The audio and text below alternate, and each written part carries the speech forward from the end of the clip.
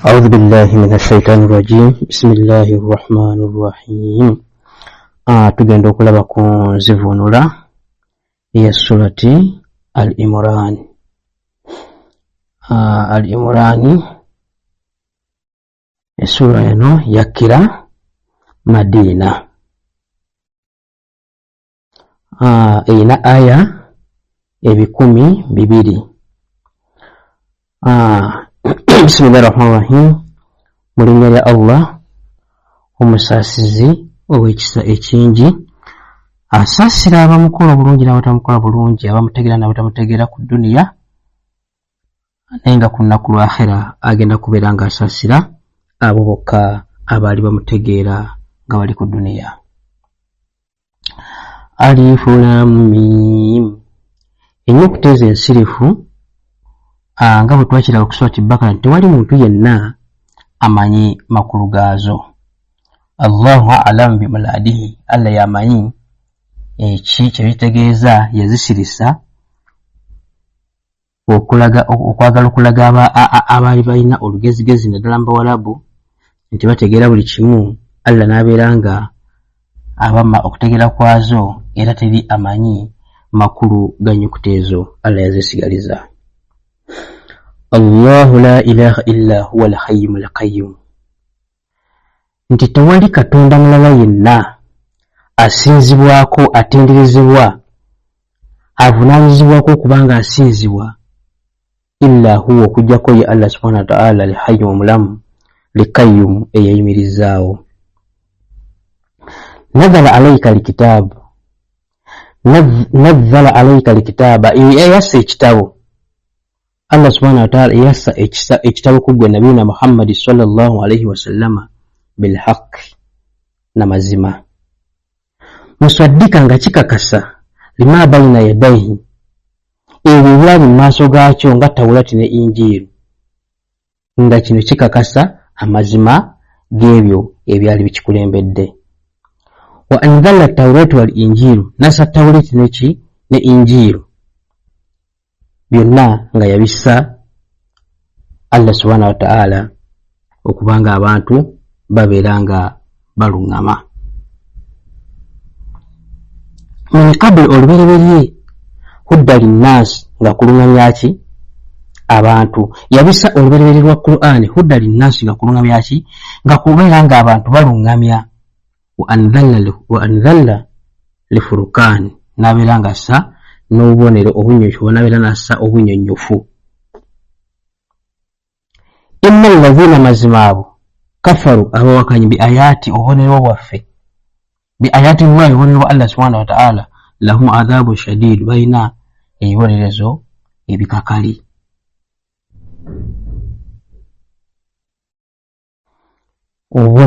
Balina ebibonerezo shadidu, ebikakali. Wallahu azizun dhu intiqami,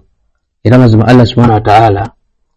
muyitirivu wakwesasuza, oba yenanyini wakwesasuza. Azizu dhu intiqami, nanyini wakwesasuza, nga yesasuza ki? Nga yesasuza nga asasula abo abaagana okubanga bawulira amateeka ge. Inna Allah, mazima Katonda, la yakhfa alayhim shay'un, tewali kimwekweka kuno ku nsi. Allah talina kimwekweka, aga nti inna, mazima, ennyukuta erayira bulayizi nti inna, mazima, Allahu Katonda, la yakhfa alayhi shay'un fil ardi wala fi samai, tewali kiyinza kumwekweka kuno ku nsi wadde mu ggulu. Byonna kubanga biri ku buyinza bwe, byonna yabitambuza, byonna yabirabirira, byonna yabiriisa, byonna yabinywesa, buli kimu kiri ku ye. N'olwekyo tewali kisobola kuba nga kimola ki, nga kimwekweka. Lwaki huwa alladhi, oyo Allah subhanahu wa ta'ala, yusawwirukum fil arhami kaifa yasha'u, eyo Allah eyabawundira mu mbuto z'abanyammwe, mu kifaananyi kyeyagala ekirungi, mu mbuto z'abanyammwe nga ye bwe yakola ki, bwe yagala, nga tewali yamugaa nti nze Katonda wange ontondanga bwoti, wabula buli muntu gw'olaba Allah gwe yatonda yamutonda lwa kwagala kwe na kusalawo kwe nga bwe yayagala, tewali yeesalirawo mu ntonda ye. La ilaha illa huwa al-aziz al-hakim, tewali asinzibwako okuleka ye Allah subhanahu wa ta'ala, al-aziz ow'ekitiibwa, al-hakim omukakasa w'ebigambo. Huwa alladhi yoyo anzala alayka alkitaba, yoyo era eyassa ekitabo Qur'ani, yastwisa Qur'ani Allah subhanahu wa ta'ala minhu nga muyo Qur'ani yoje yassa ayatu muhikkamat mulimu amateeka amanyonyofu. Amateeka amanyonyofu agategerekeka amangu ng'omuntu bamusomera aya n'abeeranga agitegeera. Hunna ummul kitaabi, agonna amateeka amanyonyofu giga nannyini giga maama w'ekitabo oba ummu likitaabi giga nannyini kikolo mu kitabo kino. wa uharu mutashabihat nemubeeramu n'amalala ate agatategerekeka mangu, amakulu gaago nga tegategerekeka mangu, ayezo nga tezitegerekeka mangu. Fa amma alladhina fi qulubihim dhayg, naye abo abalina obukyayi mu mitima gyabwe oba obukukoozi, abatayagala ddiini ya Allah subhanahu wa ta'ala, abagiteekako olukongoolo, abatagyetaaga, abo Allah bayogerako fayatabi'una, bo bagoberera matashabbaha minhum, ezo ezitafaanagana mu zo, ezibuza okutegeera amangu. Ati nga bolaba alifu laamu mimu babeera nga zebesibako ne bazitandika okuzinoonyaamu amakulu agatali go Allah subhanahu wa ta'ala ge yali ategeeza, ne batandika okuba nga bafuula aya nga bw'esoma bwe baali baddeetegeeza, nabeera nga bagivunwa mu kirala olw'okuba nti aya ezo ziba nga nkalubo, naye nga babikola bazikola bitghain lifitinati, nga banoonya okuba nga banoonya fitina mu byo, oba okuba nga babenyiisa abasiraamu abagoberezi ba Allah subhanahu wa ta'ala bibeere nga beetamwa okuba nga bategeera ebigambo bya Allah. wabitigaa ta'wilihi, n'okubeera nga banoonya baagala okutegeera enzivunula yaabyo oba ennyinnyonnyoka yaabyo oba amakulu gaabyo. Ne Allah agamba nti waman ya'lam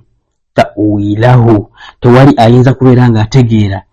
amakulu gaabyo illa Allah, okujjako Allah subhanahu wa ta'ala. Warasihuna, n'abakungu fil ilmi mu kumanya, yakuluuna bagamba nti amanna bihi, fe tukkiriza amakulu nti bakkiriza nti mulimu ebintu ebimu nga Allah subhanahu wa ta'ala yalina okuba nga yabitegeerera, era ne bakkiriza nti Allah subhanahu wa ta'ala ali omu. Kul indi min rabbina, era abakungu abo babeera nga bakola ki? Abakungu mu kumanya babeera nga bagamba nti mazima tukkiriza byonna ebyo byava eri Allah subhanahu wa ta'ala. Wama yadhakaru illa ulul albabi, naye tebayinza kukola ki? Kujjukira oba kutegeera oba kuba kulowooza, naye tebasobola kujjukira. Wama yadhakaru, tebasobola kukola ki? Kujjukira, wabula abo abalina amagezi. Abo abalina ki? Amagezi be balina okuba nga basobola okukola ki? Okuba nga bajjukira era nga babitegeera.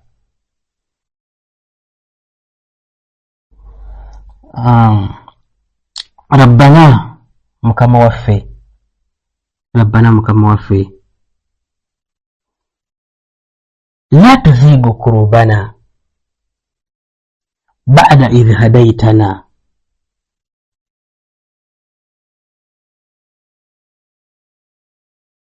Allah bagamba nti Rabbana mukama waffe,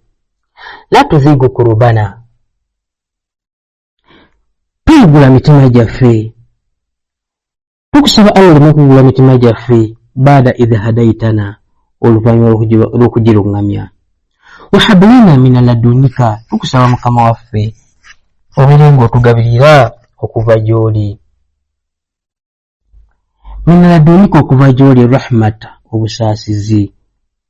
tugabire rahma, obusaasizi. Innaka, mazima ggwe, antal wahaabu, yeggwe omugabi nannyini w'ebyengera byonna. Rabbana mukama waffe,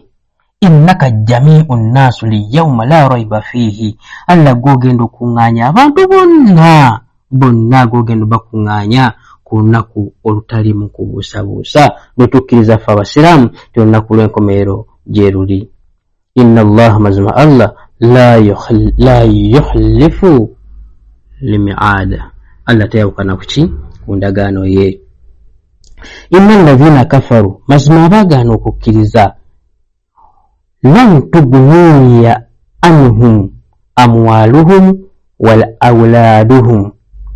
tegenda kubanga ebagasa emaali yaabwe wadde ezzadde yaabwe min allahi shay'a, eri allah mu kintu kyonna. Tebagenda gasibwa emaali yategenda bagasa mu kintu kyonna eri allah subhanahu wa ta'ala. wa ulaika hum wakudu nnaari, era mazima abantu abo abaagana okukkiriza bo bennyini z'enku z'omuliro. kada abi al firawuna, baagala okufanaganako nga abantu ba firawuna ne firawuna waako, walladhina min qablihim, n'abo ab'olubereberye lwa firawuna. kaddabu bi ayatina, balimbisa ki ebigambo byaffe. fa ahadhahum llahu, allah n'abeeranga abakwata bidhunubihim, olw'amazambi gaabwe. wallahu, mazima allah shadidul iqaabi, ye muyitirivu waki w'okubonereza bw'abanga asazeewo eri abo abakutuka ku muguwa gwe. kul lilladhina kafaru, gamba abo batakkiriza babikole byonna bawakanye. naye bw'abanga ayogera allah subhanahu wa ta'ala ng'agamba wano, tooza nti agamba bali gwe tebikwatako, wabula agamba gijje ku bantu bali, ogezeeko nti kuli lilladhina kafaru, bagamba abo abaagaana okukkiriza, gamba abo abaagaana okusaala, gamba abo abaagaana okusiiba, gamba abo abaagaana okusaddaaka, gamba abo abaagaana okuliisa bamulekwa, gamba abo abaagaana okuyamba abanaku, gamba abo abaagaana okuyimirizawo eddiini ya allah subhanahu wa ta'ala. satuglabuuna, bajja kuwangulwa.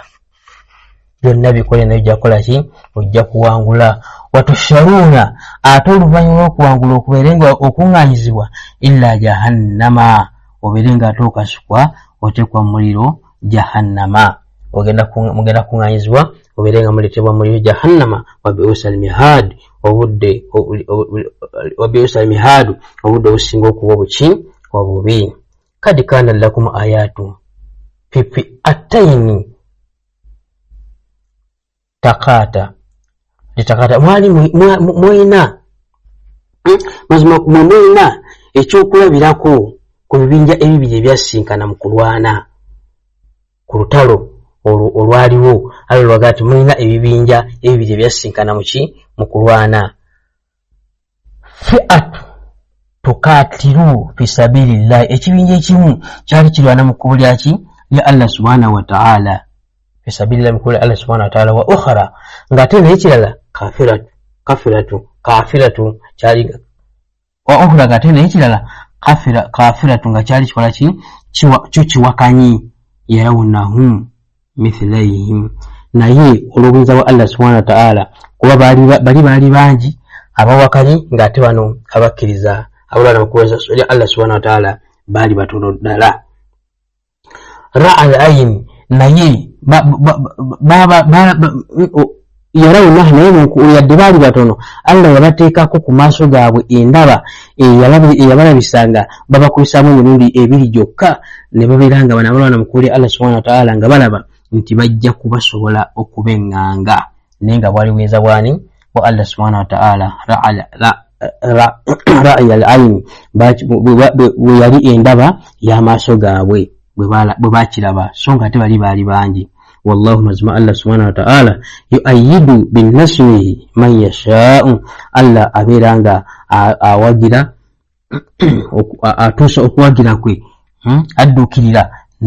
eri oyo gw'abakoze eki gw'aba yagadde. inna fi dhalika, nawekito la ibrata li ulil albaabi, kyakulabirako kabonero k'amaanyi nnyo eri abo abalina amaaso abalaba, abuswari abalaba. zina linnasi hubba shahawat, allah agamba nti mazima yawundira omuntu, kwawundirwa omuntu okwagala ebirungi. ennaku zino enjogera ndooza ebyamasappe, kwawundira abantu okwagala ebirungi mina nisaa'i ng'abasajja bwe baagala ennyo abakyala wa baniina n'abaana walikannatwiri limukantwara nga olaba nti baagala endulundu n'embirundu mina zahabi walifidda nga baagala endulundu nga batuumenga entuumu n'entuumu eya zaabu ne feeza. Kati mu kiseera kino tetukozesa feeza, tukozesa zaabu, wabula abantu tugambe nti baagala nnyo entuumu n'entuumu ez'essente nga akawunti batuumako buki butuume tebajjaako, ayagala ayongereko buli olukya sente nga zeetuuma kuli naye ng'ate tasobola dde okukola ki okubeera ng'awaayo tibabazimbe masigidi bazimbe ennyumba ya Mungu. walhayli musawwamat n'embalaasi nibabeera nga bakola ki baagala n'embalaasi entendeke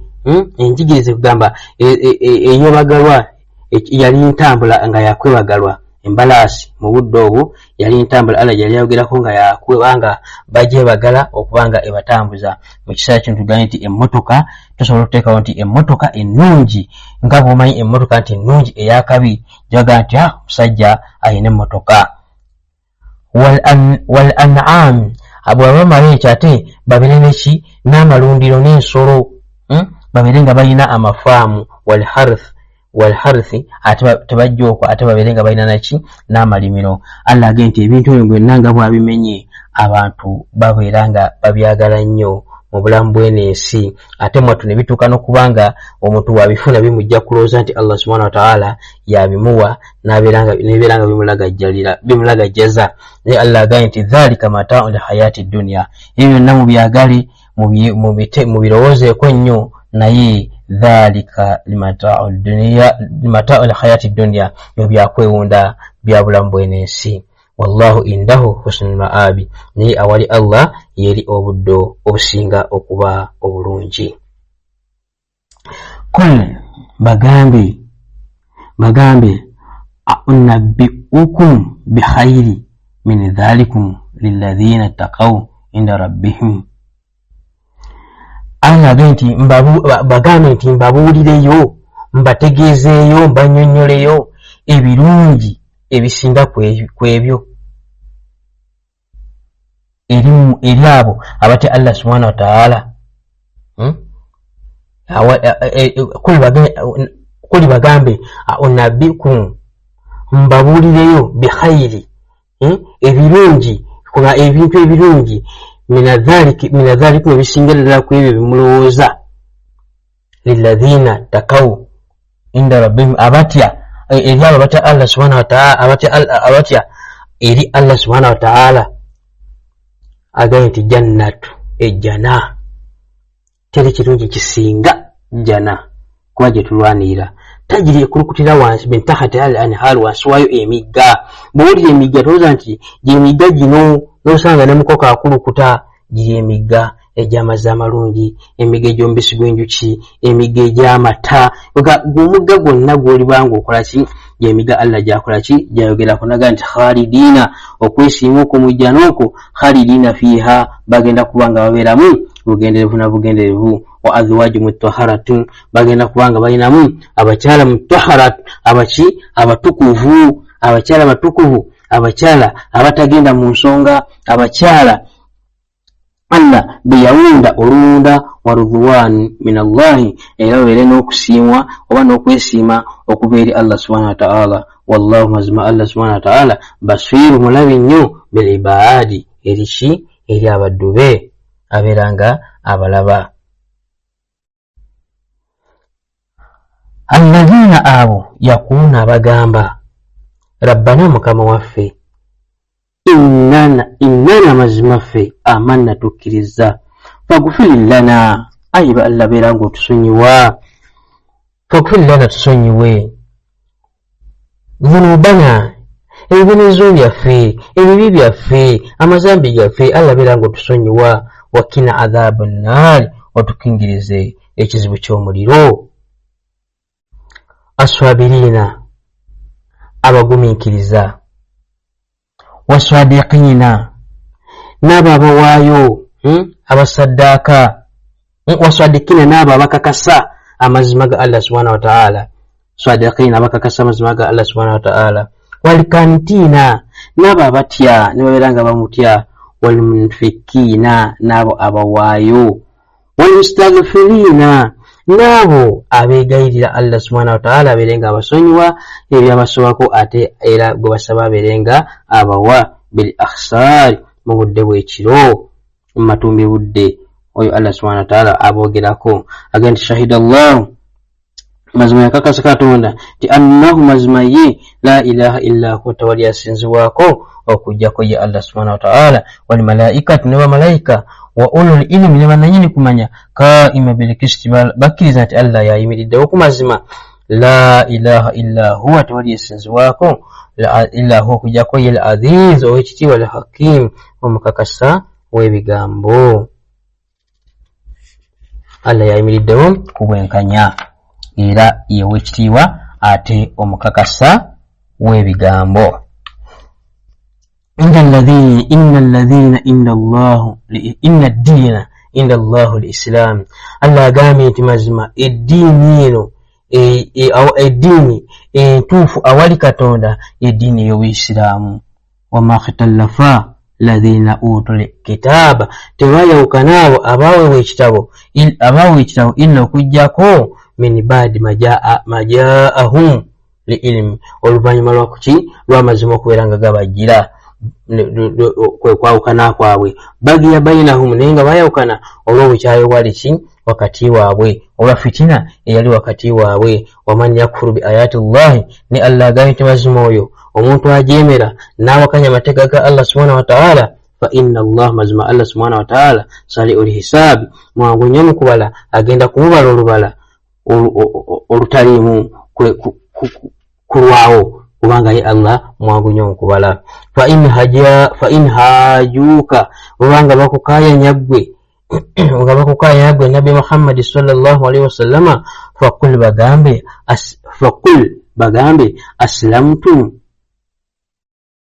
aslamtu bwaba bakukayanyiza gwe Nabi Muhammad sallallahu alaihi wasallam faqul bagambe aslamtu musiramuse aslamtu wajhi lillahi nze ngoberera bagambe nti mazima nze ngoberera newaddeyo eri Allah subhanahu wa ta'ala. faqul bagambe aslamtu nze newaddeyo era ngoberera wajihiya ekyenyi kyange efeesi yange ngiwadde lillahi eri Allah subhanahu wa ta'ala. waman taba'an n'abo abakola ki abangoberera kulil ladhina gamba abo utuli kitaaba wakul ladhina era ogambe abo abaweebwa ki abaweebwa ekitabo wakulu bagambe lilladhina utuli kitaaba abaweebwa ekitabo nti wal umiyuna n'abo abatamanyi kukola ki kusoma aslamtu mugoberedde dini ya Allah subhanahu wa ta'ala. fa in aslamu bwebana banga bagoberedde fakad ihtada bagenda kubanga bakoze eki nga balungamye. wa in tawallaw ne banakola ki bwebanakyuka ne bekwirayo gwe nagamba ne babanga tebagoberedde fa innama alayka albalag tufa kwabo totoba nabo gwogumaze kubanga otuusa ki otuusa obubaka gye bakola ki gye bali. wallahu mazima Allah basiru mulabi bil ibadi eri abaddu be. inna alladhina mazmao yakfuruna bi ayati llahi. Allah agenti inna mazima nyekutayo yakulayira kwakasa nti inna mazima ladhina abo yakfuruna bi ayati llahi abajemera amateeka ga Allah subhanahu wa ta'ala ne babuka ekikomo kyago wayaktuluna nabiyina ne baberanga batani bannabbi baffe bigayri haki awatali ki bigayri haki awatali nsonga yonna awatali mazima wayaktuluna ne baberanga batta alladhina abo ya'muruna bil qisti abalagira obwenkanya abalagira amazima minan nasi mu bantu fabashiruhum bi'adhabin alim. Allah yabateekako okukina baga nti beera ngo basanyusa n'ebibonerezo ebikola ki ebiruma kubanga bagenda bisinkana kati basanyuse n'ebyo kubanga bibakolerera ge masanyu gaabwe. ulaika alladhina abonnebeebo habitat a'maluhum Allah yayonoona emirimu gyabwe fi dunya kuno ku nsi wal akhira ne ku nnaku n'enkomerero. wama lahum minan nasina tebagenda kuba na mutaasa eri Allah subhanahu wa ta'ala tebasubireyo kalungi konna teri kubaddiramu agambye emirimu gyabwe Allah yagisazaamu yajonoona ku dunya ne ku nsi. Alam tara ila alladhina utun nasiba tolaba alam tara tolaba illa alladhina ilyawo utun nasiba abaweebwa omugabo minal kitabu mu kitabo yud'auna bakoolwa ila kitabu ila kitabu Allah ila kitabu kya Allah liyahukum bainahum Allah babalinga bakola ki nga balamulwa wakati waabwe thumma yatawalla oluvannyuma ne bakola ki ne bakyuka ne batakkiriza kujja kubanga bakola ki nga balabula n'ekitabo ekyo fariqu minhum ekibiina mu bo fariqu minhum thumma oluvannyuma yatawalla ne bakyuka fariqu minhum ekibiina mu bo ne bakyuka wahum mu'riduna babeera nga bakikola ki bakyawukanako bakikuba emabega dhalika biannahu olwokubanga bo kaalu bagamba lan tamassana nnaaru tekugenda kubanga buli kukola ki gubookya illa okujjako ayama ma'dudat ennaku embala obuki obubazi tebali bategeeza nti ennaku embala obubazi bo nga babala ennaku 40 Nabbi Isa alayhi salam ze yagenda okubanga ayogera ne Allah subhanahu wa ta'ala boze besibakeze ennaku 40 nti ezo bakadde baze bajemerako Allah zagenda okubokyako omuliro ennaku 40 ze basigala nga basinza ki basinza akayana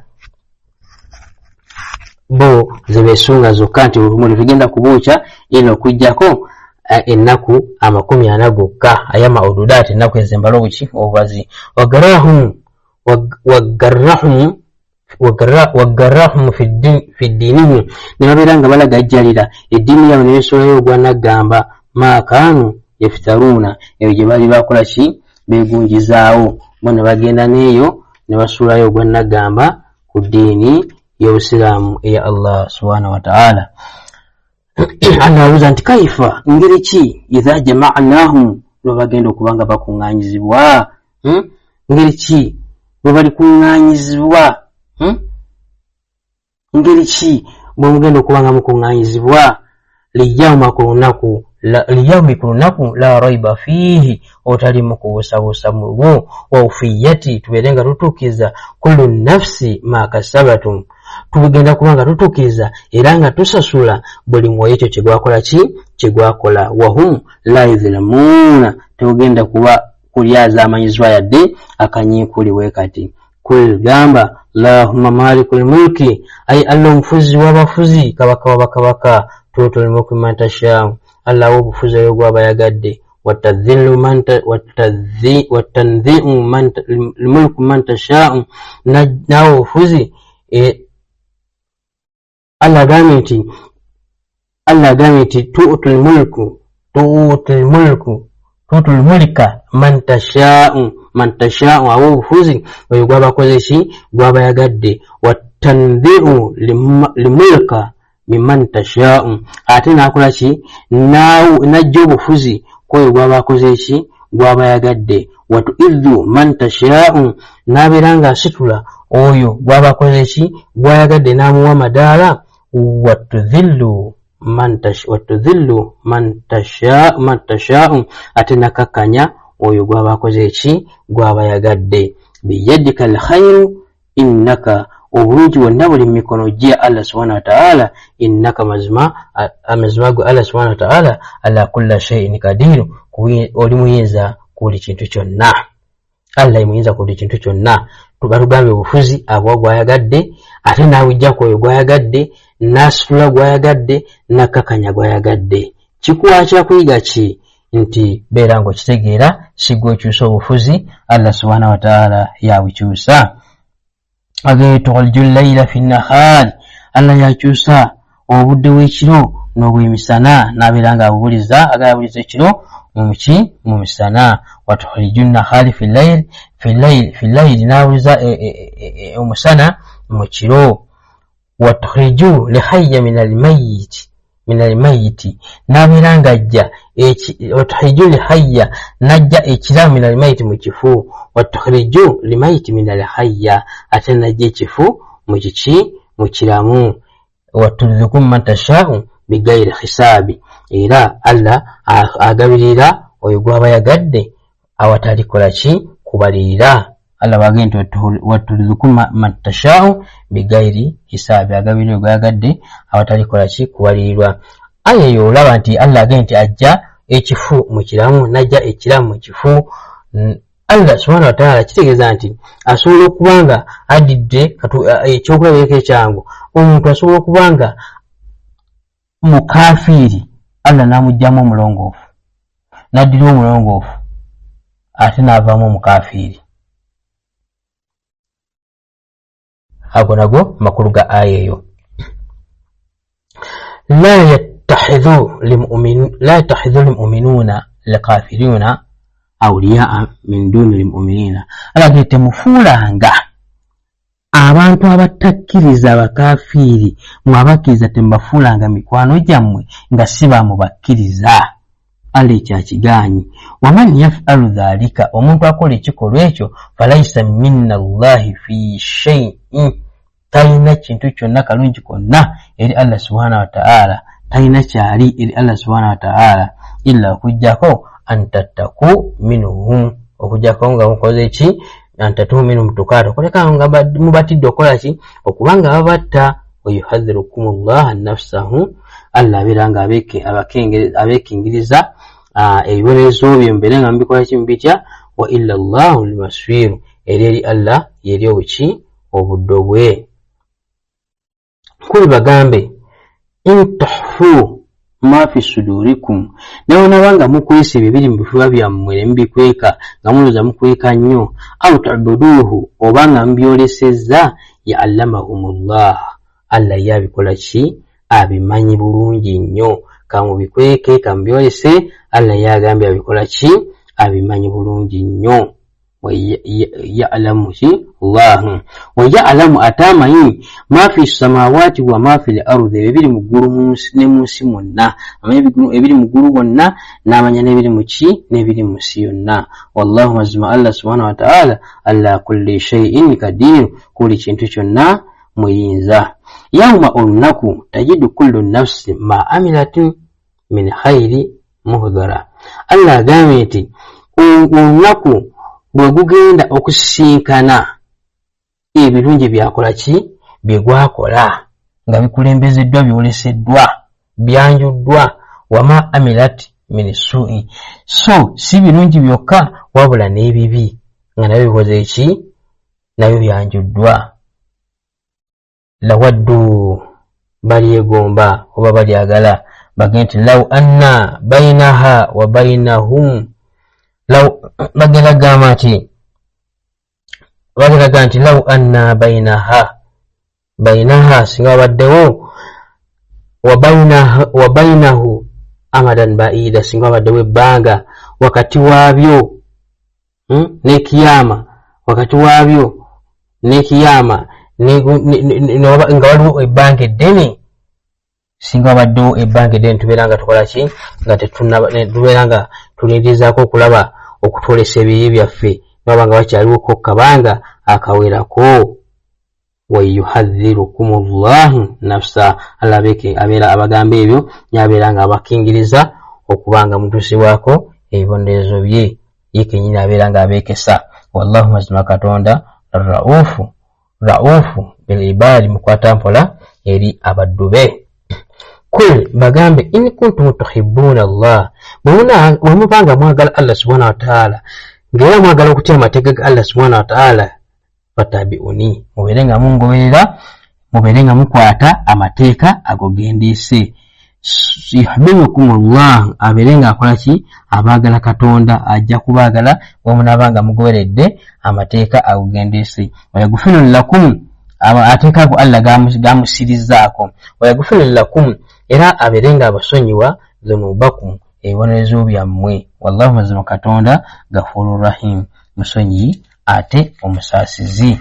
ow'ekisa ekingi. Kul bagambe atiullah, mutye Katonda, warasula n'omubaka. Fa in tawalla, ne bwe munaakyuka ne mwesulayo gwanagamba, fa inna Allah mazima Allah la yuhibbul kafirina, tayagalira ddala bantu bawakanyi. Inna Allah mazima Katonda istafa Adama, Allah yalonda Adamu agenti yamwawula, wa Nuha ne Nuha, wa ala Ibrahima ne Ibrahima, wala Imran ne Imran alal alamin ku bitonde byonna. Allah agambye abantu abo yabasukkulumya.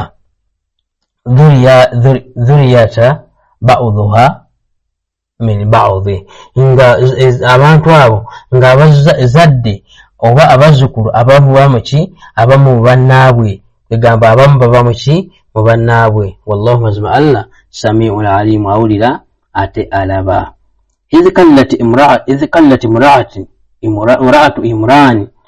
jukira mu kiseera mukyala wa Imran bwe yagamba idh kallati imra'atu Imran, mujukire mu kiseera mukyala wa Imran bwe yagamba nti Rabbi mukama wange inni nadhartu laka ma fi butuni muharara, yagamba nti ayi Allah newaddeyo owampaddeyo ekyo ekiri mu lubuto lwange, neeyamye n'ekyo ekiri mu lubuto lwange okubanga kiri ku buvunaanyizibwa bwo, nga kiri kulabirirako, nkiwaddeyo kibeerenga naye ndiba nkizadde kibeera ekiweereza, abeere omuweerezaawo. Yali ategeeza omwana gw'alina mu lubuto, kubanga Maryamu yali alina omwana mu lubuto lwe oluvannyuma bwe yafuna olubuto nga tannaba kuluzaala, ate Imran n'abeera nga Allah akola ki, nga amujjulula. Kati bwe yamujjulula n'abeera nga asigaza ki, olubuto, naye nga tamanyi kiki kiri mu lubuto, omwana muwala oba mulenzi. Naye ye kye yakola kwe kugamba nti kwe kubanga akola ki, nga yewaga nti yewaayiri Allah subhanahu wa ta'ala n'amugamba nti inni mazima nadhartu laka, neyamye gy'oli ma fi butuni, ekiri mu lubuto lwange muharrara, okubanga kiri ku luddalu, okubanga kikola ki, kugayeeyama omwana ogwajja okuzaala okubanga ali ku ludda Allah subhanahu wa ta'ala amukwasizza kibeere kukulabirira kwe. Allah subhanahu wa ta'ala fatakabbal minni, ay Allah beera nga okola ki, munzikirizaamu, kubanga kyenjogera ondaba nkikakasa, innaka mazima anta gwe sami'ul alim, owulira ate olaba. falamma wadha'atuha, bwe yamala okubeera nga azaala omwana oyo, kallati n'agamba Rabbi mukama wange inni wadha'tuha untha, ate nzadde ki, nzadde mukazi, nzadde muwala. Kati yali asuubira okubanga agenda kuzaala mwana muki, mwana mulenzi, olw'okuba nti yali amuwadde eri Allah ng'ayagala omwana oyo abeerenga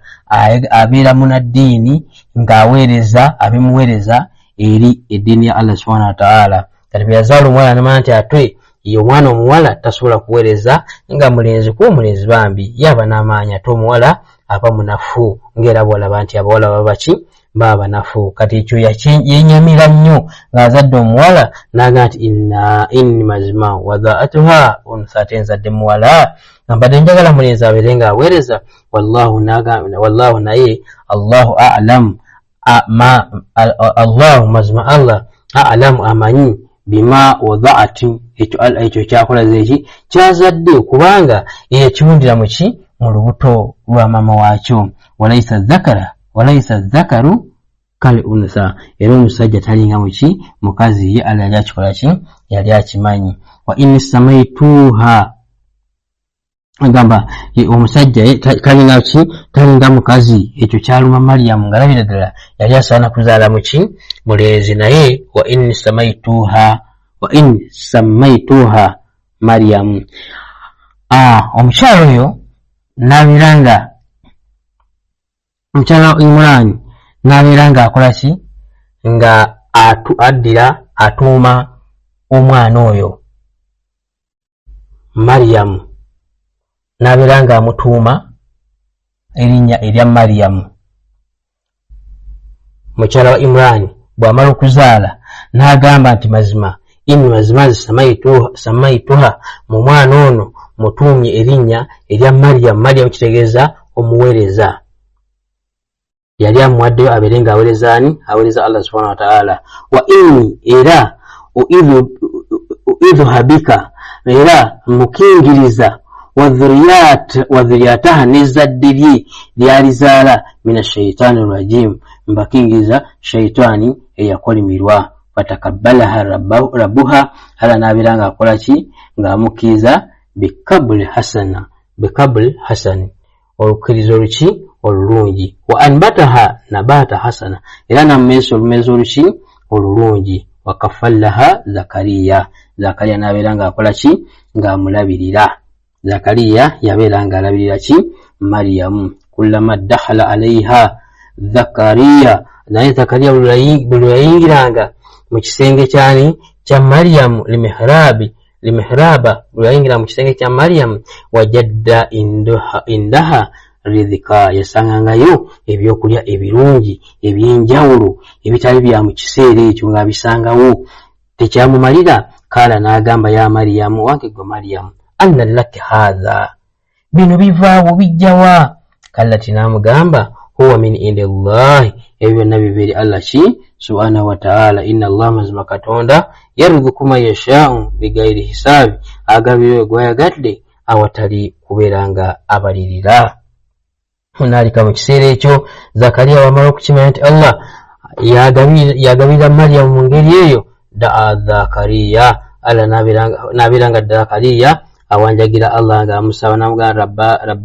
Zakariya rabbahu, n'awanjagira mukama we. Kala n'agamba nti rabbi, mukama wange, habli min ladunika dhuriyati, nange beera ng'ongabirira okuva gy'oli ezzadde tayyiba eddungi, innaka mazima gwe sami'u, owulira du'a okusaba kwange. Fanadatuhu almalaikatu wa huwa qaimu yusallu fil mihrabi, abaali awo eddoboozi nawulira nga likoola, nga malayika amukoola, yali ayimiridde mu kifo kye we yali asaalira mu kifo kye yali nga awanjagira Allah, nawulira eddoboozi nti anna Allah, mazima Katonda, yubashiruka akusanyusiza bi Yahya, n'omwana agenda okuba nga akola ki ng'ayitibwa Yahya, nga n'erinnya balimuwadde, musaddika bikalimati min Allahi, agenda kuba nga akola ki nga akakasa ebigambo ebiva eri Allah subhanahu wa ta'ala. Wasayida wa husura, agenda kubawo ekitiibwa era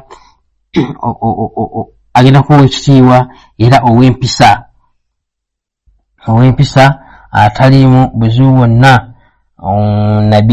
wannabiyina, ate nga nabbi, min as-salihina, agenda okuba muki mu balongoofu.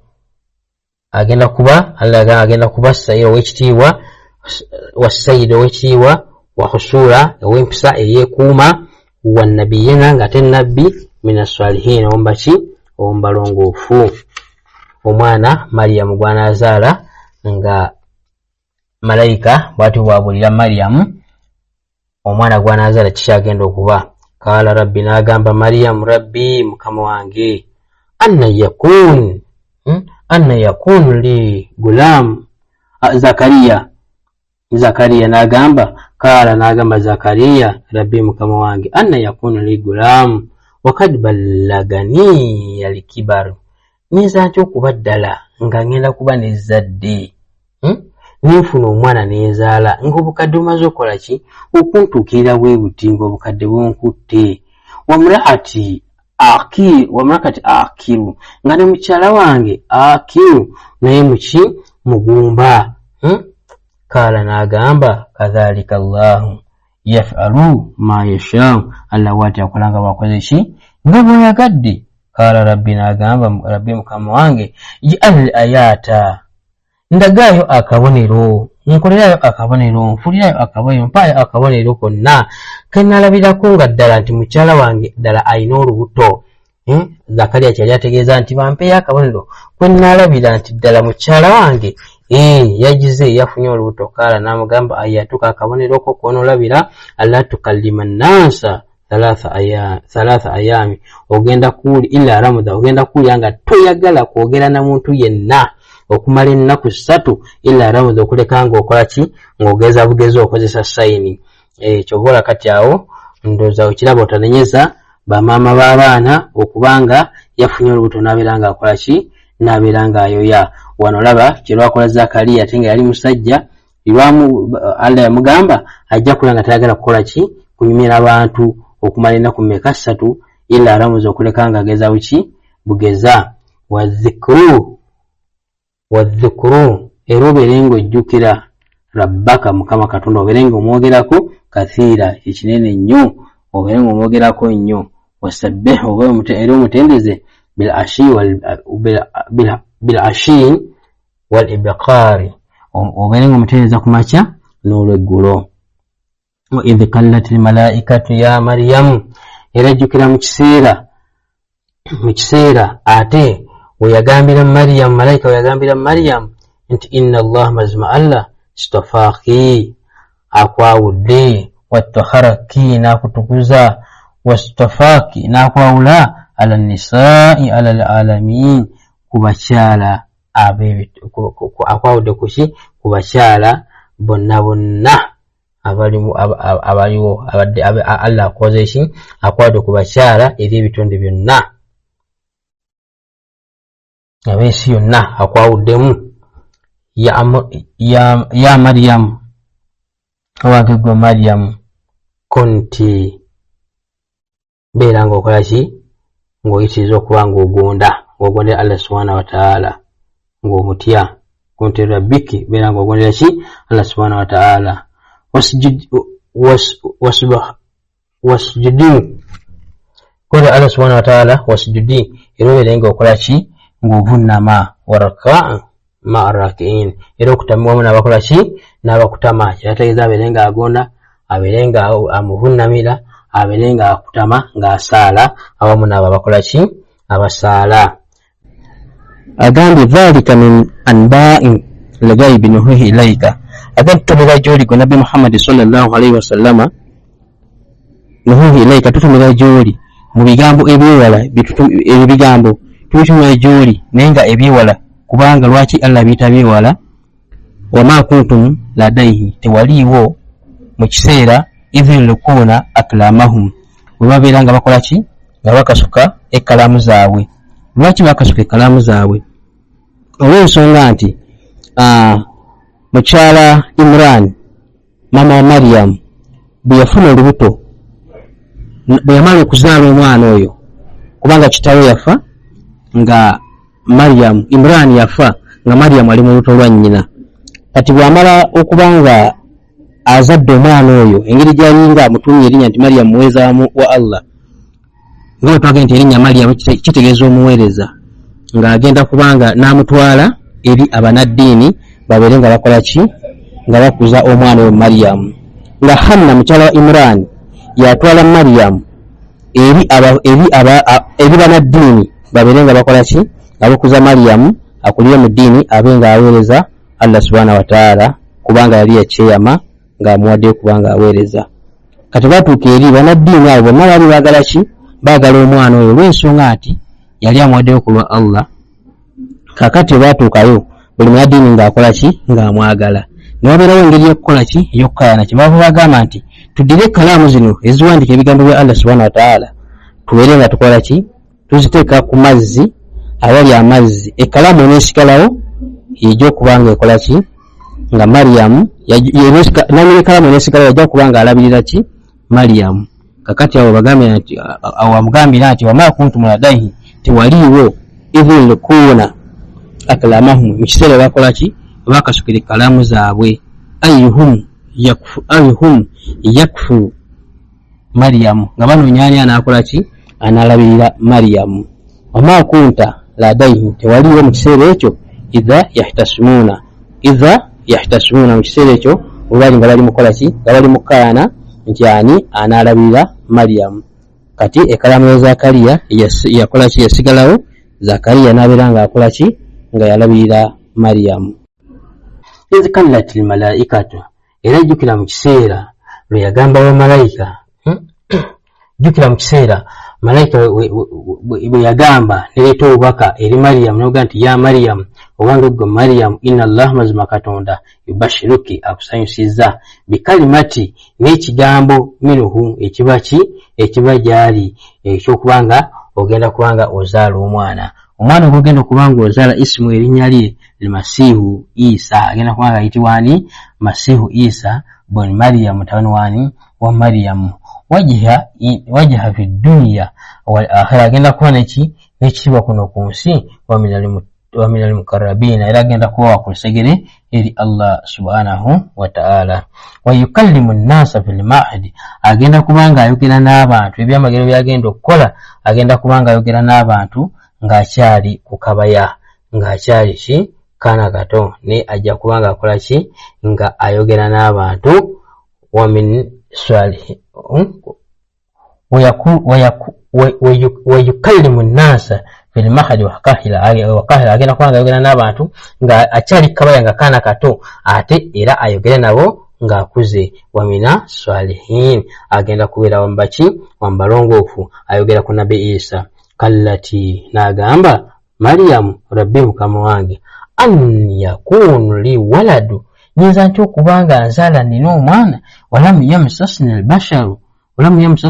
nga sina musajja yenna gwe nali ndabyeko. Kala n'agamba kadhalika Allahu yakhluqu ma yashaa'u, Allah bw'atyo atonda ye nga bw'akoze eki bw'aba yagadde. Idh qadha amra fa innama yaqulu lahu kun fayakun, ye bw'aba asazeewo ekigambo kye agamba bwe nti kibe nekikola ki nekiba. Kati naawe yeewonyaabonye yayerumya omutwe ng'oza teri kuzuukira, ate Katonda ayizaawo atya amagumba? Gundi yafa ne gundi yafa aliyazaawo atya? Kun fayakun, yagamba kibe nekikola ki nekiba.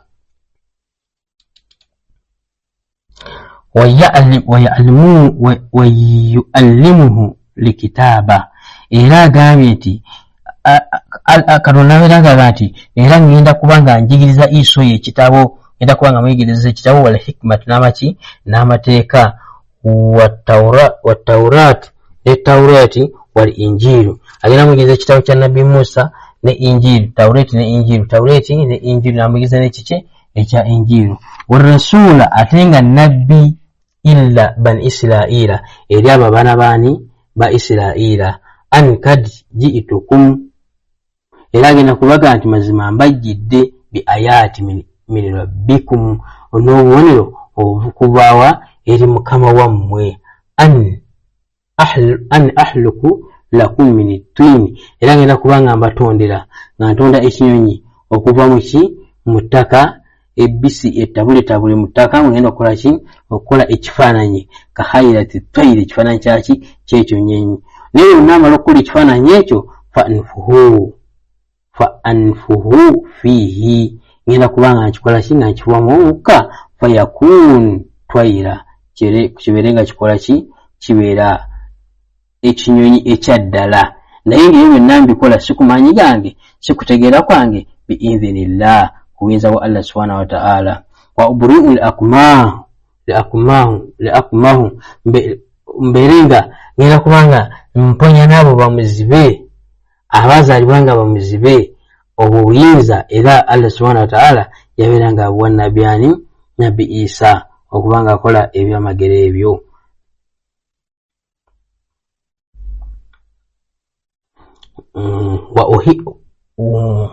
wa abri'u liakmahu, mbere nga nkola ki nga nzibula bamuzibe abo. Wal abras, mbere nga nkola ki nga mponya n'abo abalina olukuku, obulwadde obw'okwetakula. Wa ohiyya limauta, era ngenda kuzuukiza naki n'abantu abo abafudde. Allah ajja kumpa obuyinza okuzuukiza abo abantu abafudde. Musabire, mulajanire Mungu abeere nga akola ki nga azuukiza omuntu oyo, biidhinillah, si ku buyinza bwange wabula ku buyinza bwa Allah subhanahu wa ta'ala. Wa unabiukum bima ta'kuluna, ate mbere nga mbategeeza nga mbanyonyola ebyo mulina okukola ki bye mulina okulya. wama tadahruna fi buyutikum, n'ebyo munayingizanga muki mu mayumba gammwe. Inna Allah, mazima Katonda, fidhalika nabwekityo mu mayumba gammwe. Inna fi dhalika nabwekityo la ayati lakum, kabonero kamwe gye muli, wakyakulabeko gye muli, in kuntum mu'minina, omunaba nga muli baki nga muli bakkiriza. Obwo obubonero bwakubanga mulabirako, kuba omuntu okubanga asobola okuzuukiza omuntu n'awonya muzibe, yazaalibwanga muzibe, omuntu n'awonya olukuku n'aba nga teyeetakula, abyo byonna bwewa bubonero obw'okulabirako eri oyo ayina amagezi. Wa musaddika lima bayina yadayya, era nga nkakasa amazima g'ebyo ebiri mu maaso gange nga nkakasa ebiri wakati w'amaaso gange ebyo byakulembera mu maaso gange ebiri mu maaso gange mina tawuraati mu tawuraati wal uhla era mbakkirize wal uhla lakum era mbakkirize ba'udhu alladhi ebimu ku ebyo ba'udhu alladhi ebimu ku ebyo hurima alaykum ebyabaziyizibwa waji'tukum era mbajjidde bi ayati n'obujulizi oba n'obubonero min rabbikum okuva eri mukama wammwe fattakullaha mutye Allah wa ati'uni era muntye Nabbi Isa nga bw'atyo bw'akuutira abantu babeere nga bakola ki nga bamutya era nga batya Allah era balyoke bamutye so si kutyani Isa yekka nti bwe babagulumiza abula yasooka bakuutira kubeera nga bakola ki nga batya Allah subhanahu wa ta'ala inna Allah mazima Allah rabbi ye mulezi wange wa rabbakum ate ye mulezi wammwe fa abduhu mubeere nga mukola ki nga mumusinza hadha siratul mustaqima ebyo lyekkubo hadha siratul mustaqim ebyo lyekkubo eggolokofu Nabbi Isa abagamba nti eryo lyekkubo eggolokofu singa naabanga mukola ki bamusinza Allah subhanahu wa ta'ala kitegeeza bwe tusinza Allah subhanahu wa ta'ala tewali kkubo ggolokofu ddala lyoyinza kuyitamu falama ahsa Isa minhumul kufra ne Isa bw'amala okujja okubeera nga annyonnyola abantu okubanga basinza Allah subhanahu wa ta'ala yakitegeera nti waliwo abajja okukola ki abajja okubeera nga bamuwakanya nga tebakkiriza nga bawakanya obubaka bwe kwega nti falama ahasa Isa minhumul kufra bwe yamala okukakasa nti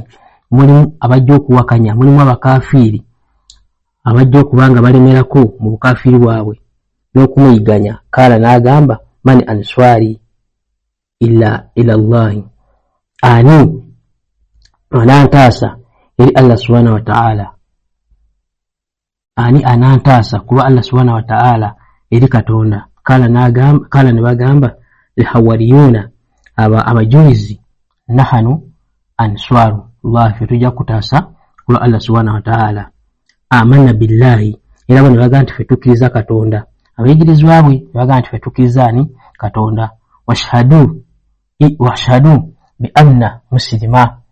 era julira nti mazima fe tuli basiraamu kwa fe tukakasiza nti tuli abakugoberedde rabbana mukama waffe amanna tukkiriza bima anzalta ebyo ebyasibwa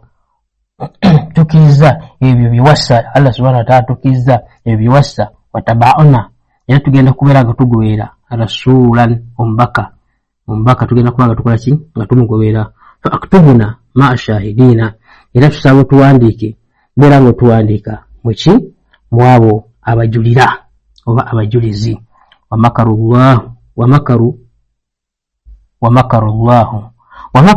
Allah ne babeera nga bayudaaya abo nga basala enkwe wamakaru Allah ne Allah n'abakola ki ne n'abasalira olukwe wallahu mazima Allah khairul makirina yennanyini oba ye mulungi ku nkozi basala ate Allah yasinga okuba omulungi mu zo qala Allah jukira yagamba Allah ya Isa owange gwe Isa inni mutawaffika nja kukufiisa qala Allah jukira Allah yagamba ya Isa owange gwe Isa inni mazimanze mutawaffika nja kukufiisa lwaki ayo tugivuga nti nja kukufiisa kubanga Isa teyamutta omuntu asobola nti nja kutta ne Allah teyakola ki teyatta Isa wabula yamufaananya ekifaananyi kyamu yaddira Yuda n'amufaananya ekifaananyi kya Isa kati ne batamwani ne batamu Yuda kakati Allah n'abanga alinga amufiisiza ate nga takoze eki nga tafudde wano ayeno yagamba nti idh qala Allah jukira yagamba Allah ti ya Isa wange gwe Isa inni mutawaffika nja kukufiisa warafiuka ate nkusitule ilayya nkuletewa gyendi kubanga Isa yagenda eri Allah subhanahu wa ta'ala nga muki nga mulamu teyafa wano yamufiisa ne batamu omulala namufaananya ekifaananyi ky'omulala naye namusitula namutwala gyali wagamba nti warafiuka ilayya nja kubanga kusitula nkulete gyendi wamutahiruka ate nkutuguze min alladhina kafaru kwaba baki abaagaana okukkiriza abawakanyi wajairu ladhina tabauka era mbere nzira wajairu era mbere nzira ladhina abo tabauka abakugoberera fauka ladhina kafaru nga bali waggulu waba bagana okukiriza illa yawmal qiyama okutuha ila yawmal qiyama okutuha kunaku lwa kiyama kunaku lw'enkomerero thumma oluvanyuma ilayya marji'ukum oluvanyuma gyendi gyemugenda okukola ki okuŋŋaanyizibwa genda bakuŋŋaanyiza gyendi fa ahukumu mberenga nnamula bainakum wakati wammwe fima kuntum fihi tahtalifuna ekyo kyemwali mukola ki kyemwali mwawukanamu ekyo ekyabawulayawulanga nduke nnamule wakati wammwe fa amma alladhina kafaru naye mazima abo baagaana okukkiriza abawakanyi fa uadhibuhum adhaban shadida ngenda kubanga mbabonereza ebibonerezo shadida ebikakali fi dduniya kuno ku nsi wal akhira ne kuki ne ku nnaku lw'enkomerero wama lahum min nasirin tebagenda kuba na mutaasa yenna ku nnaku lwa kiyama tebagenda kuba n'abayamba tebagenda kuba na mutaasa illa okujjako adhaba shadida ebibonerezo ebiyitirivu okubanga babikkaliramu wa amma alladhina amanu naye mazima babakkiriza wa amilu salihat ne bakola emirimu emirungi fayuwafihim ngenda kubanga mukola ki ujurahum ngenda kubanga mbasasula era nga mbajuliza empeera yaabwe wallahu mazima katonda la yuhibbu dhalimin tayagalira ddala muntu mulyaza amaanyi naddala oyo alyaza amanyi amateeka ge omujeemu dhalika ekyo nno ebyo natiyuhu alaika tubeera nga tubikusomera minal ayati nga biba mu bubonero minal ayati nga bibonero obutuufu obwerefu wa dhikri hakimu era nga bye bigambo ebikakafu yali agamba nabi Muhammad sallallahu alaihi wasallam ati mazima gwe Muhammad sallallahu alaihi wasallam tukusomera ebigambo ebyo era obubonero obwo nga biba mu bigambo ebikakafu inna mathala Isa tibinazime ekifaananyi kya Isa inda Allah awali Allah subhanahu wa ta'ala kamathali Adam kirimu ekya Adamu halakahu min turabi Allah ganti yamutonda mu ttaka thumma oluvanyuma kala lahu naberanga agamba kun fayakun kibeere ne kiba agamba bugani nti kibe era ne kiba Allah naberanga atonda omuntu jjajjaffe Adamu lwaki Allah ganti ekifaananyi kya Isa kiringa ekya Maryam kubanga ne Adamu talina maama talina taata era Allah yatonda butonzi n'emikono gye nalagira nti ba omuntu naaba ngera bolaba nti Isa naye talina ki talina maama talina taata enjawulo nti yalina maama nengera Allah yamutondera mubutondezi mu lubuto lwa Maryam nabeera nga amutonda butonzi awatali taata alhaqu rabbika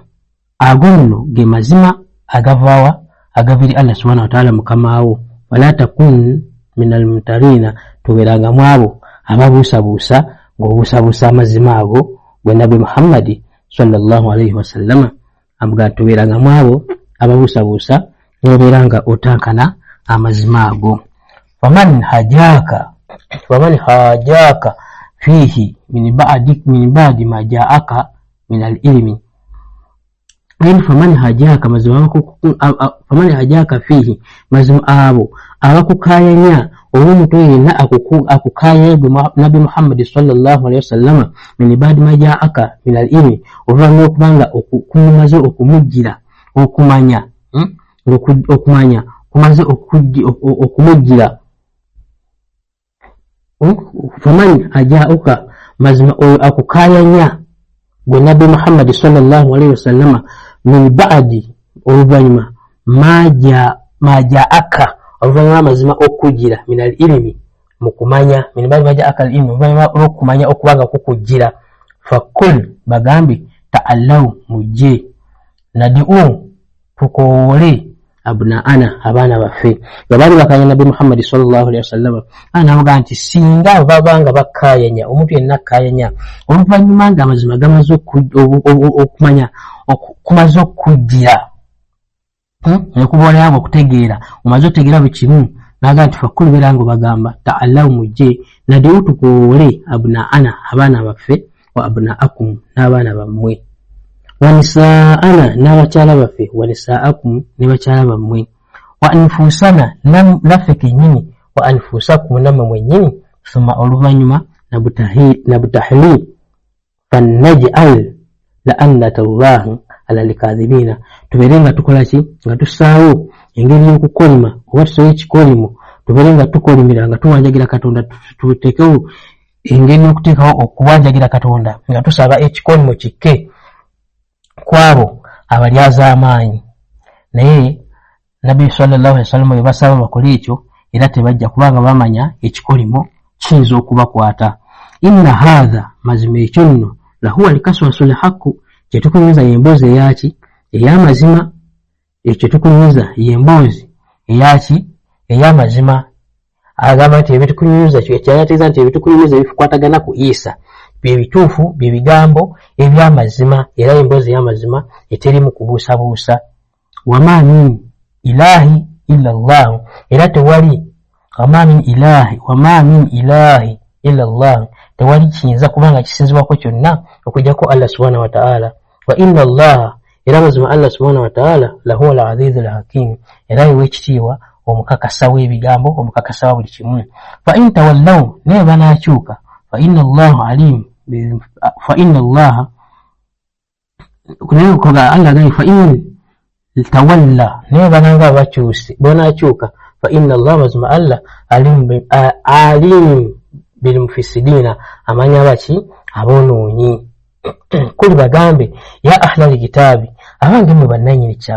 kitabo ta'allahu mujje illa kalimati sawa'in ekigambo ekinkamukamu ekya la ilaha illa Allah Muhammad rasulullah mujje eri ekigambo ekinkamukamu ekinkanakana bainana wakati waffe wa bainakum ne wakati wammwe mbere nga mujja kwekyo ekigambo ekinkamukamu wakati waffe ne wakati wammwe ala na'budu illa Allah tuberenga tewali kisinzibwako kyonna wabula tusinze ki Allah subhanahu wa ta'ala nga tuba tusinza nga tewali kisinzibwako kyonna illa Allah okuleka Allah subhanahu wa ta'ala wala tushiriku bihi era tagattibwangako kintu kyonna temugattako kintu kyonna shay'a kintu kyonna tasana kugattako mu bwomu bwe wala yatahadha ba'dhuna ba'udha arbaba era temuteekangawo ekintu kyonna abantu bonna batali Katonda ne mbafuula Katonda min dunillahi nga si Allah subhanahu wa ta'ala. Fa in tawallaw yewe mnalanga mukyuse fakul bonanga bakyuse fakul bonanga bakyuse fakul bagambe shahadu nkakasa bi anna muslimuna mazima fe tuli baki basiramu. Allah agambye tebateekangawo ekintu ekirala kyonna ekitali ne baddira abantu ne baddira oba ekintu kyonna ne babeera nga bakifuulani Allah subhanahu wa ta'ala. Ekyo Allah agambye kibi nnyo era okubanga oyita ekintu kyakyo nange okifuula Katonda oba omuntu nga gweyitanga Katonda wo wano bangi oba katugenda oba Nabbi Isa ye Katonda ekyo Allah takkiriziganya nakyo. Agambye nti kwe kugamba nti ne fa in tawalla ne bananga bakyuse ne bava ku ekyo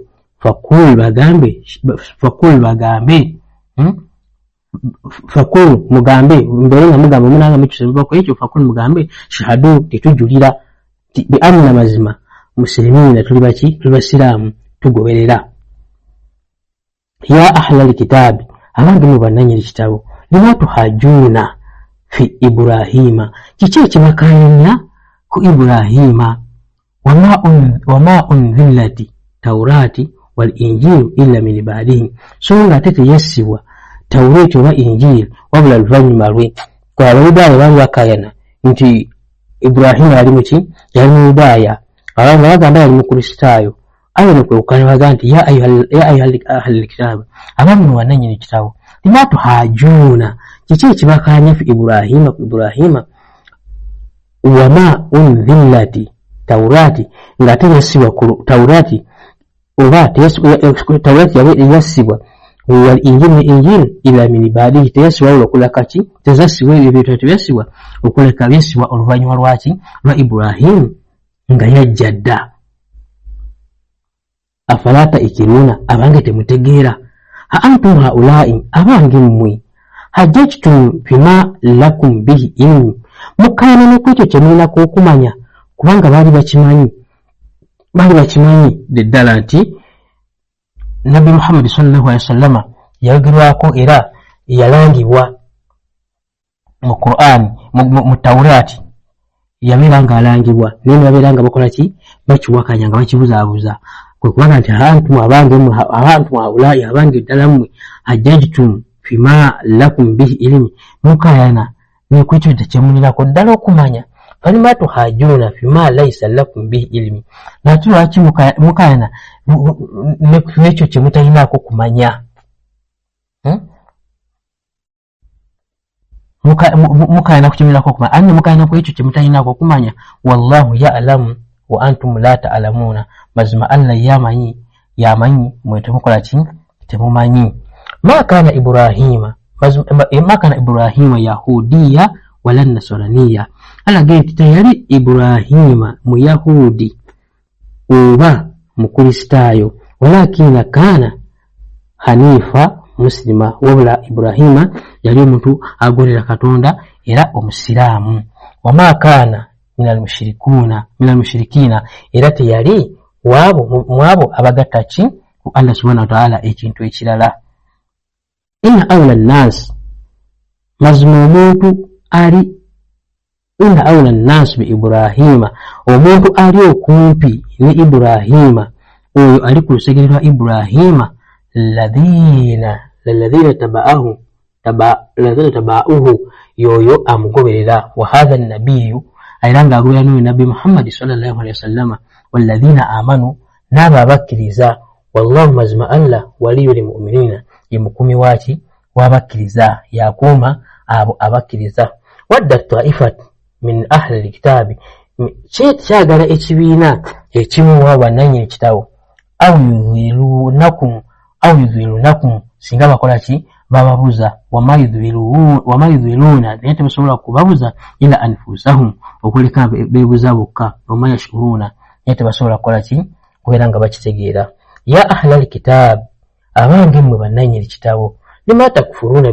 bi ayati llahi kiki lwaki mujeemera amateeka ga Allah subhanahu wa ta'ala lwaki mujeemera amateeka era ne muwakanya ebigambo bya Allah subhanahu wa ta'ala wa antum tashhaduna ngate namwe ddala mujulira nti ge mazima maki amatuufu ya ahli alkitabi abange mmwe bannanye bitabo lima talbisuna alhaqqa bilbatili lwaki mukwika ne mutabulatabula amazima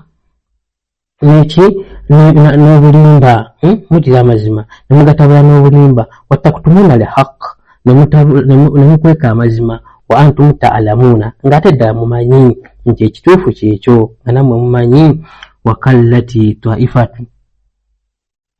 taifatu nekigamba ekibiina min ahli alkitabi bananyi ekitabo nti aminu mukkirize bimalladhi unzila ala alladhina amanu kwebyo ebyessibwa kwabo abaki abakkiriza wajiha nahari mu budde obwaki obw'emisana wakufuru ate muwakanyi ahrahu mu budde obwakawungeezi la'allahum obw'obuluggulo la'allahum yarji'una oboolyawo ne baddirira oboolyawo ne babeera nga bakola ki nga baddirira wala tu'minu naye temubakkiriza ila okujjako liman tabi'a dinakum oyo anaabagoberedde ki eddiini yammwe kul gamba kul agamba Muhammad sallallahu alaihi wasallam nti kuli bagambe inna alhuda mazima bulungamu okulungamu okutuufu huda Allah okulungamu kwani kwa Allah subhanahu wa ta'ala an yu'ta ahada mithla ma utitum au yuhajukum inda rabbikum bano babiranga bagamba bannabwe nti mubeeranga mukolaki mubanyumiza oba mubawa ebyo mubawa an yu'ta ahadu mithla ma utitum au yuhajukum inda rabbikum gamba batya ne baga nti mweraliikira babawa bano babanyumizanga abanyumiza abakkiriza mu abanyumizanga bakkiriza nga babulira abakkiriza ebigambo ebyo ebyabaweebwa nga babulira ebigambo ebiri mu Tawuraati mu Tawuraati nga babeerenga bakola ki babinyumiza bano abasiraamu abakkiriza kati bwe kubaga nti mubanyumiza ebyo neberaliikira nga babanyumiza ebyo ebimu ku ebyo bye baweebwa ate so nga ate bano baali babikisa abamu ebimu Abayudaaya baga nti bimubanyumiza bijja kutuukira ekizibu yuhajuukum inda rabbikum bibeere nga bibakolayanya oba nga bawozanganya nammwe nabyo ku lunaku lw'enkomerero nga bakkasa nti mwali mubikola ki mubitegeera lwaki temwabikola ki mwabikolerako okola nti mujja mubibabuulira naye bajja kubibawozesa nabyo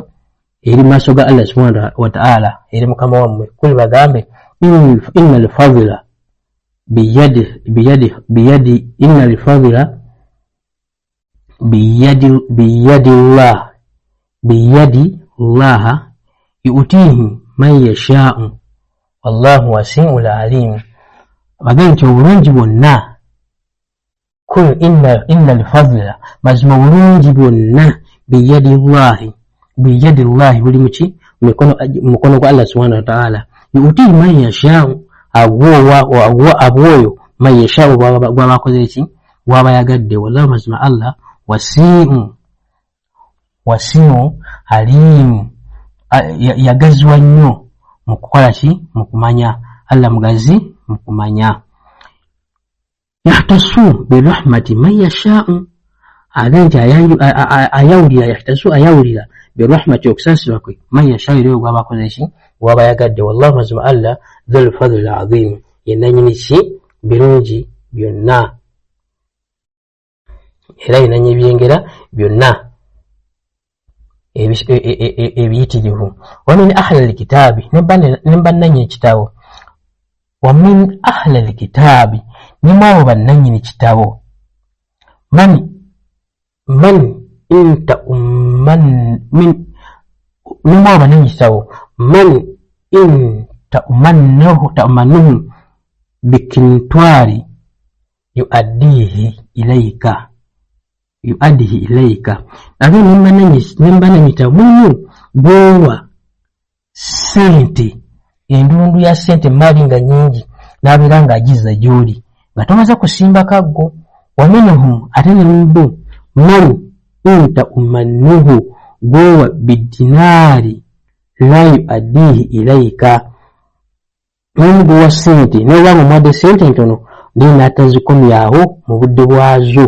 gy'oli ila okujjako madumta alayhi kaima okulaka nga wayisewo ebbanga ddene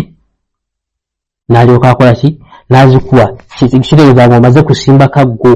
n'olemerako buli kibulemezi n'alyoka akola ki n'alyoka akusasula dhalika ebyo nno bianna olw'okubanga kalu bagamba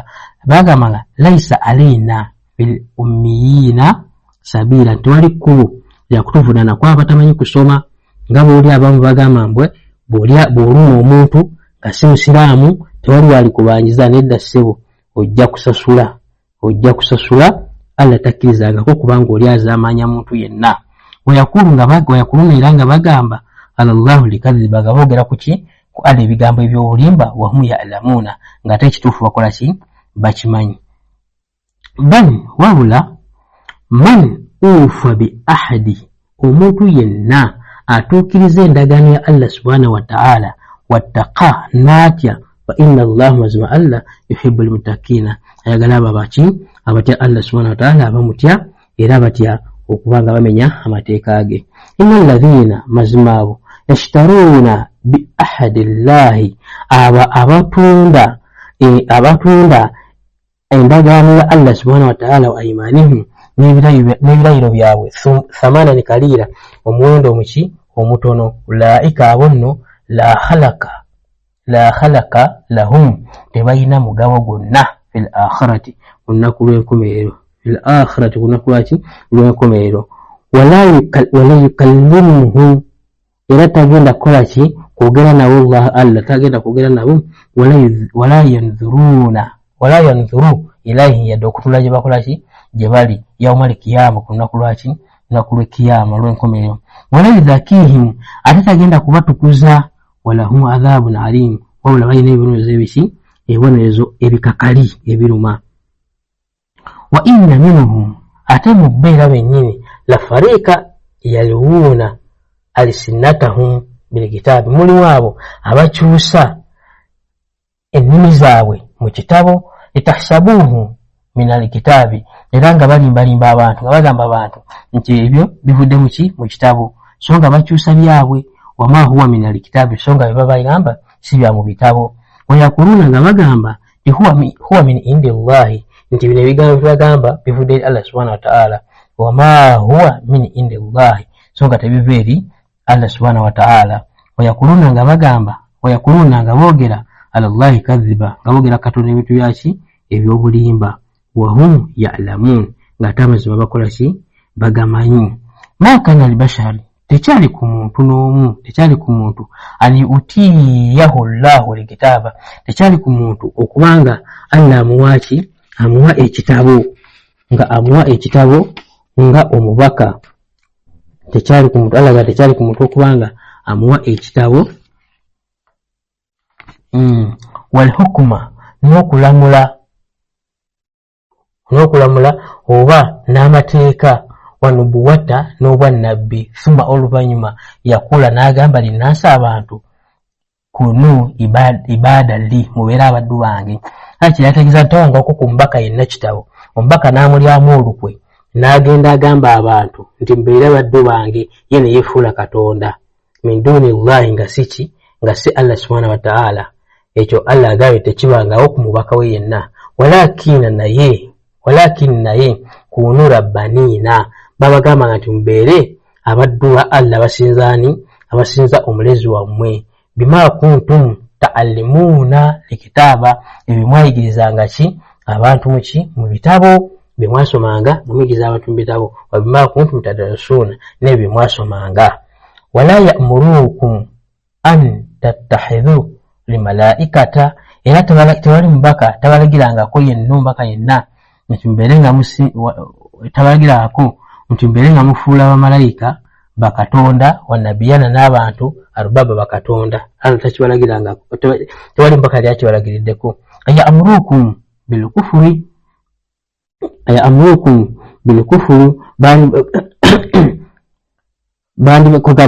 singa bakiwalagira baali badde bakola ki babalagira kukola ki okukaafuwala byali badde balagira okukaafuwala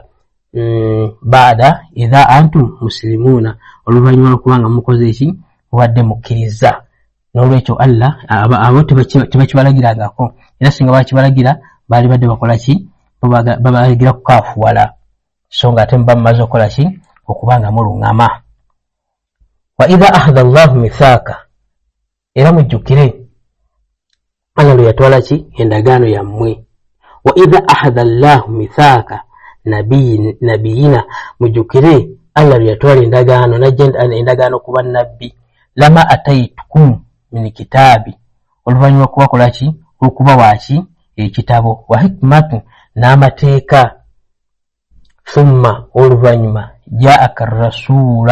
ja'akum rasulu oluvannyuma mbaka nakola ki n'abajjira muswaddika nga akakasa imaama akum ebyali muki mu maaso ge ebyali muki mu maaso ge mu tawreeti ne mu injiiri